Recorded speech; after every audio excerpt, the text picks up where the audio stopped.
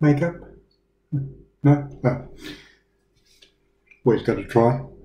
Anyway, welcome, and grab yourself a cup of tea or coffee, because this is going to be like, seeing it's winter, fireside little chat about a particular very interesting question.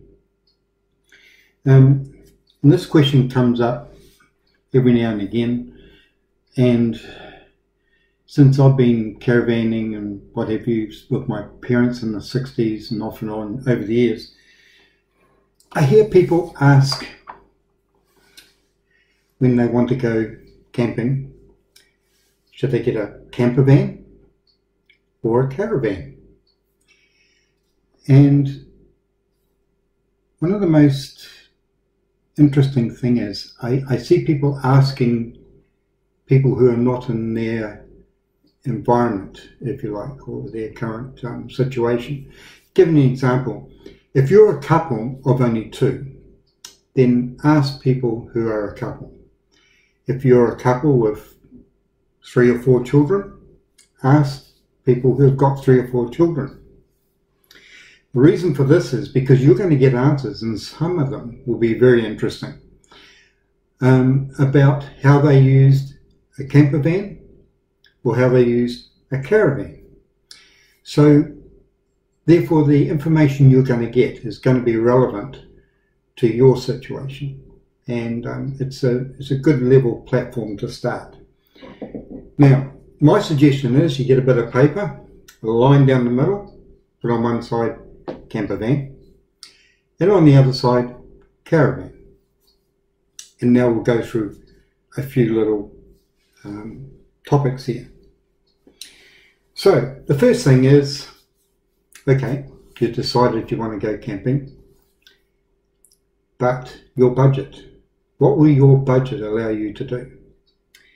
So you've got to look at how much a camper van is going to cost you versus a caravan, and various things like current costs, and then what will be the ongoing costs. So my experience is in a camper van, the cost is a lot higher than a caravan. In some cases it can be quite different. Give an example: registration, warrant of fitness, insurance. They're just a few areas that camper vans can be dearer than caravans. And ongoing maintenance, because with a camper van you've got the motor to look after, you've got ongoing maintenance costs there, as well as the compartment, which is like a caravan. With a caravan you've only got 4 wheels, either 2 wheels or twin axle 4 wheels, and you just put the furniture in there, put a tap in, put in a little stove and bed, and you're done. Maybe ongoing costs is perhaps changing the colour of the curtains, or maybe you just want to redo the carpet or line it on the floor. So that's what you've got to consider, is budget. How much are you prepared to put into your camping experience? So yeah, it's just one major aspect to think about. But the budget is not everything, so we'll go on. Second thing is your driving ability. In other words, do you feel confident in driving a camper van? Chances are it's going to be a lot higher than an ordinary vehicle, so you've got height to worry about. Also, just the general size of the camper van. Do you feel comfortable with it? Also, compare that to a caravan where you've got things like reversing. Now, and also when you drive along the road, the movement of the caravan behind the car to some people can be a bit unnerving, and they feel nervous towing a caravan. This is understandable, but please bear in mind that if you're towing a caravan and you're sticking within the speed limits on the roads in New Zealand, you will gain confidence And that's something that you will learn every time you tow your caravan. So a good suggestion is, if you get a caravan, is to go to like a big open car park and take a couple of buckets or something that you can use as markers. And in doing that, when you go to do maneuvers like reversing, there's some simple things that you need to know. One is, just bear this in mind. When you're looking in your side mirrors, whether it be the right or left, is when the caravan in your backing appears in that mirror, then turn your wheel towards it. While you're doing this, do this very slowly. The slower you do it, the more you'll learn. The faster you do it, the less you'll learn, the more you'll panic. So in a nice car park, nice and slow. So the old slogan is, what I see is where I need to be. So you turn your wheel towards that mirror, if the caravan appears more in that mirror. If it appears more on your left side, you turn to that side, because where it is, that's where I need to be. So that's where I turn the wheel. So what I see is where I need to be. And that's where you need, and do it slowly. Another thing you can do in maneuvering a caravan is have someone who you can see from behind in your mirror. Make sure that you make eye contact with them in the mirror first before you start. Have your window down and turn around and say, yes, I can see you. That is great. So then what you do is get the person to stand behind the caravan where you can see them. And when you're backing, if you've got plenty of room, they should put their arms right out. Now, one of the things I see a lot, and I see it when people are not even towing caravans, when they're back in a car, I see this, which tells the driver very little. He already knows he's got to go backwards. And at the last minute, they do this. And then all of a sudden, the brakes go on, and that's when problems can start. And I've seen vehicles damaged by this method. You imagine in a caravan, if you're back in a caravan and someone goes like that, so you don't know how close you are, so you slam on the brakes. You get the caravan unhooked and all that. You go into the cupboards and find that your nice wine glasses are broken because of a sudden movement. The best way to do it is like this. If someone is coming back and there's plenty of room, put your arms right out. When they're getting further back, you start to do this. Bring your hands in so that the driver can see the distance of your hand is how far back you can go. Okay, and then stop. Now that stops any sudden movement, and the person backing worrying about, am I going to hit something? He doesn't need to worry because he can see this. Another thing too is, if you need to go to the left or to the right, a person can show you the gap that he's going back and then produce his arm to that side. In other words, you go to that side, because what you see is where you need to be. So having that gap is very, very helpful. And by doing that, we can back our caravan up to within inches of anything.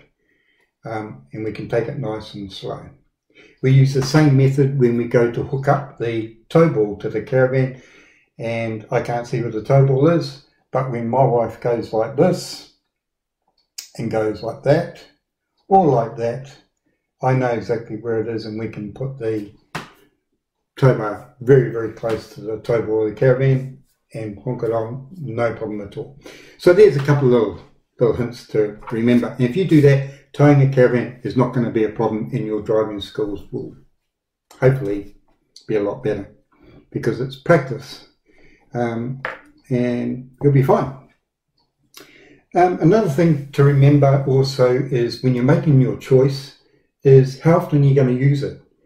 Because if you're not going to use it a lot, just bear in mind that a camper van not used a lot, sitting around, is probably not as good as a caravan that can be just jacked up, sitting on blocks. It can be a spare room for the time being, and all you have to do is spin the wheels, make sure there's grease in them, and you're fine.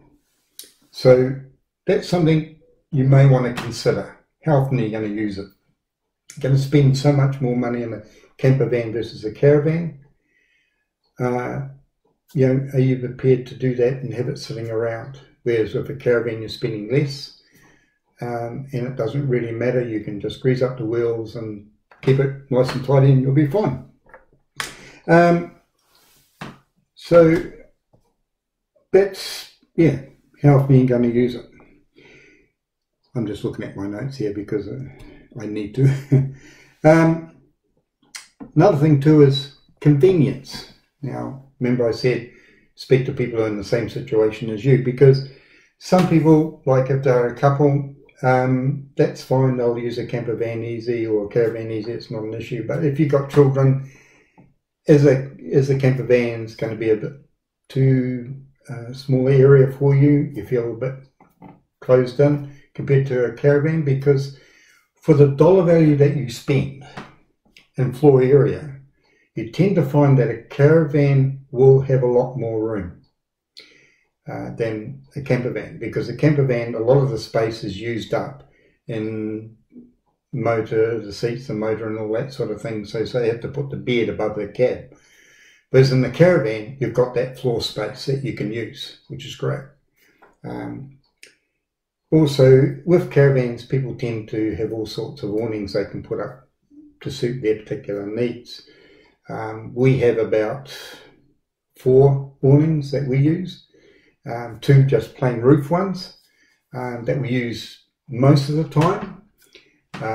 We have one which we call a porch awning, which is a small awning, which we use if we're going away and we know that the weather's going to be bad and it's going to rain a lot, for when we go to facilities, etc., and come back and want to leave our shoes and raincoat and umbrella outside, we use the porch awning for that. So that's the porch awning. The other one we use is the big awning, which has a breezeway between the caravan and the awning proper, and that's all enclosed, and in that part it's got windows with fly screens in it, and it's very, very nice. But it is big, and so we'll only use that on special occasions when I don't know, we might be able to show or something like that, or we're going to be away for a long time. So yeah, it's just convenience. And another thing too is, okay, you've got your camper van, you can turn up to a site and then just hop in the back, put the jug on and relax without too much effort. In some camper vans you might have to make up your bed, put the table down and make up the bed. In a caravan like ours, the bed is made up all the time, the dining's already there, but we do put up our awnings and so on. So it depends on how you feel comfortable with. Are you comfortable with just having a camper van that you just want to make up your bed every day? Or with a caravan where the bed's probably made up all the time and you just want to put your awning up. And all these are part of the experience that you enjoy in camping. We use the caravan a lot, and I consider putting up an awning and doing all that as part of the enjoyment of caravanning. I don't consider it really a chore as such, although I do have the odd times when the pegs won't go into the ground because the ground's too hard and things like that. But hey, it's all part of camping. So, convenience. Another thing is partly to do with budget, was the, I had down here was the ongoing costs, because with a camper van, your registration is going to be higher, warrant fitness is going to be higher, maintenance, continuous maintenance on your vehicle is going to be higher versus a caravan, which you only have to grease the wheels, check if you've got brakes on your caravan, just check to make sure they're working okay, and generally just keep it nice and tidy. You don't have to take it down to the garage to get it serviced, so that's another convenience for a caravan. Now, another thing too is where you're going to go. You may or may not have places that you want to go and camp, and are they going to be easily accessible with a caravan, or are they better suited for a camper van? Because some places towing a caravan may be a little bit more difficult because it's cross terrain or whatever. although there are caravans now that are all-terrain caravans. So, but I'm just speaking of just general caravans that you see on the road every day. You just want to bear that in the back of your mind where you're going to go if you've got a particular place in mind, and weigh that up. Okay. Yeah, access. Now, one of the best things you can do after you've spoken to someone who's got a similar situation to yourself, and you've gone and put down the list of all the pros and cons for a camper van and the pros and cons for caravan, and you weighed up what suits you, because there are things like layouts and that you've got to look at as well.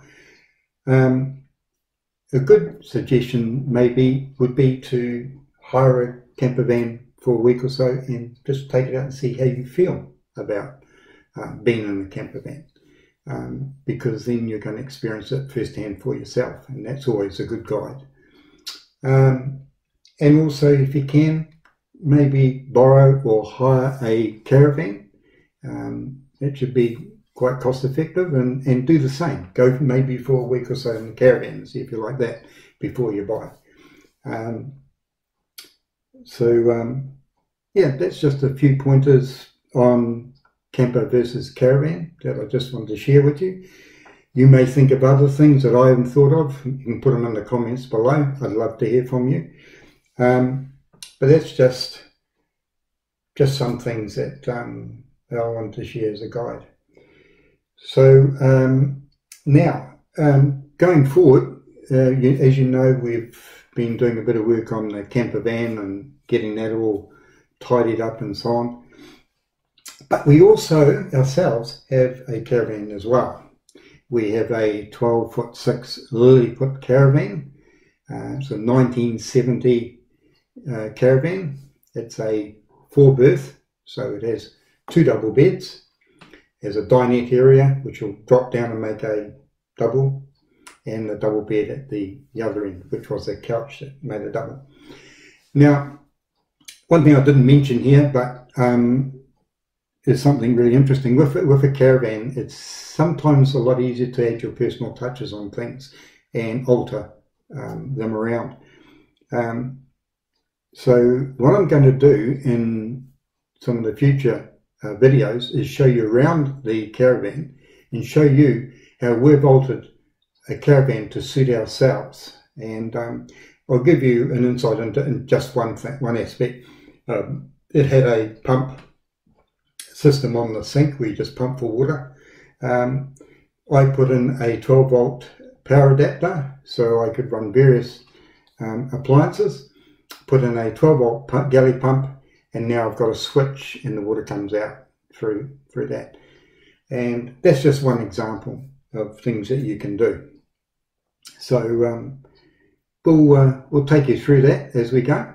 And so in the next video I'll probably show you the caravan, and we'll see how that goes. So I hope this video has helped you in some ways in deciding on what you want to do, whether you want to have a camper van or a caravan. And if you notice, I've used the term camper van. I consider a camper van a small motorhome. A motorhome to me is, as the word suggests, a home on wheels, a motorhome. So you've got a bathroom, shower and all that. They're usually the bigger units. A camper van that I'm talking about here is something like the Ford Courier that you've seen on our previous videos, that you can just run around and use it as an everyday vehicle. But it has plenty of room in the back for you. You know, it's got a dinette and you can put your bed up. It's got a kitchen and stuff like that. So that's what I'm comparing, because after all, our title is the Little Camper NZ. And so there you go. If you've got any other comments to make, put them down below. Don't forget to subscribe and press the like button. It certainly helps us. And I'll see you on the next video. I'm going to have my coffee and find that makeup artist. See ya, bye.